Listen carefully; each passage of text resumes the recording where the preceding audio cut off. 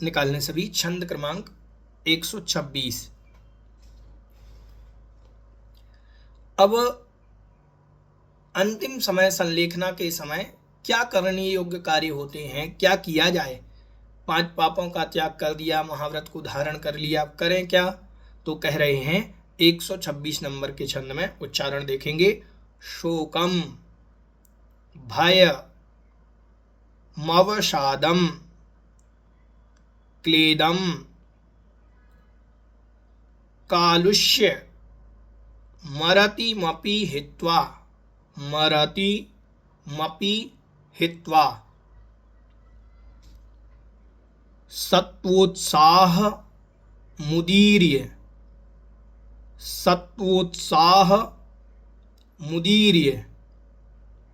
च मनः प्रसाद्यं श्रुतैरमृतैः। ठीक है, देखें उच्चारण। शोकं भयमवसादं क्लेदं कालुष्यमरतिमपि हित्वा सत्वोत्साहमुदीर्य च मनः प्रसाद्यं श्रुतैरमृतैः। शोकं भयमवसादं क्लेदं कालुष्यमरतिमपि हित्वा सत्वोत्साहमुदीर्य च मनः प्रसाद्यं श्रुतैरमृतैः। देखें अर्थ। शोकम, शोक को, शोक मतलब किसी वस्तु के बिछड़ जाने पर होने वाली जो परिणति होती है उसको शोक कहते हैं। तो शोक,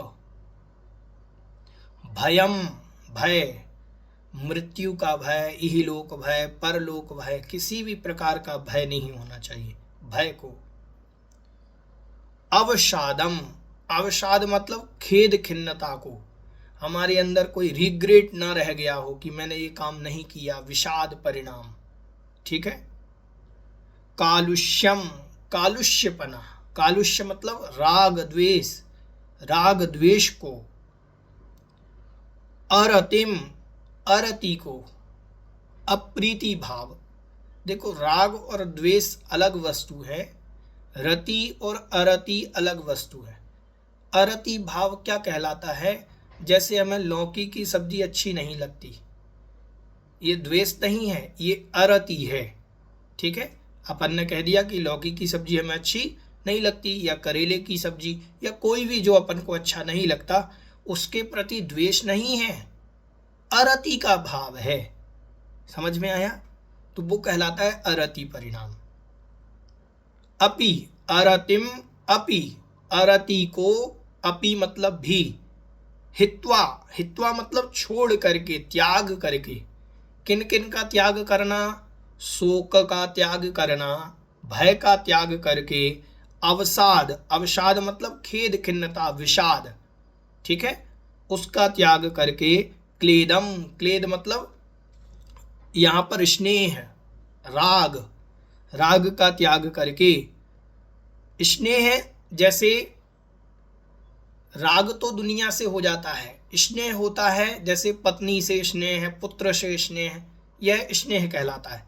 राग हमें सारे रिश्तेदारों से हो सकता है, आपके सारे रिलेटिव हैं, सबसे राग है। लेकिन स्नेह किन में है? स्नेह बच्चों में है, पत्नी में है, परिवार में है, वो स्नेह कहलाता है। तो स्नेह का भी त्याग करना। कालुष्यम अपि, कालुष्य मतलब राग और द्वेष को कालुष्य कहा जाता है, तो राग द्वेष को भी त्याग करना। अरतिम अपि, और अरति का भी त्याग करना, हित्वा मतलब त्याग करके, छोड़ करके।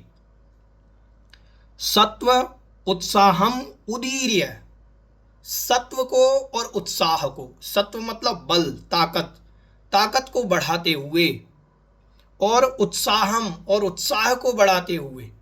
ठीक है, शक्ति को भी बढ़ाना, अपने आत्मबल को भी बढ़ाना, और उत्साह को भी बढ़ाना। ठीक है, उनको उदीर्य मतलब उदय करके, प्रकट करके, अपने अंतरंग के सत्व को सत्व मतलब बल, ताकत को बढ़ाते हुए और उत्साह को बढ़ाते हुए। ऐसा नहीं संलेखना लेने के बाद, व्रत लेने के बाद उत्साह ना रहे। उत्साह भी वृद्धिंगत होना चाहिए, उत्साह भी बढ़ता रहे। और मनः प्रसाद्यम, मन को प्रसन्न करना चाहिए। ठीक है, अब मन को प्रसन्न कैसे करें? तो कहा श्रुतहि अमृतहि। श्रुतहि अमृतहि, श्रुतहि मतलब श्रुत के द्वारा, श्रुत मतलब जिनवाणी, जिनवाणी रूपी अमृतहि, अमृत के द्वारा, जिनवाणी रूपी अमृत के द्वारा, जिनवाणी रूप वचनों के द्वारा, श्रुत रूप वचनों के द्वारा उसको अमृत कहा है। तो श्रुत रूप, जिनवाणी रूप अमृत के द्वारा मनः प्रसाद्यम, मन को प्रसन्न रखना चाहिए। इस प्रकार से यहाँ पर जो छपक की विधि है, छपक का जो मन प्रसन्न है वो किस प्रकार से रहेगा, तो यहाँ पर बतलाया है कि पहले शोक का, भय का, अवसाद का, स्नेह का, राग द्वेष का, अरति का, इन सब को त्याग करके सत्व के साथ बल बढ़ाते हुए, अपने बल को, अपने ताकत को बढ़ाते हुए, उत्साह को बढ़ाते हुए, उत्साह के साथ संलेखना ग्रहण करते हुए मनः प्रसाद्यम, मन को प्रसन्न रखना चाहिए।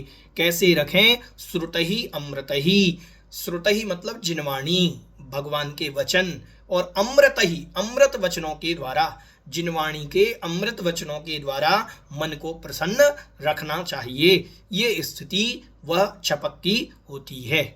ठीक है, समझ में आ गया विषय?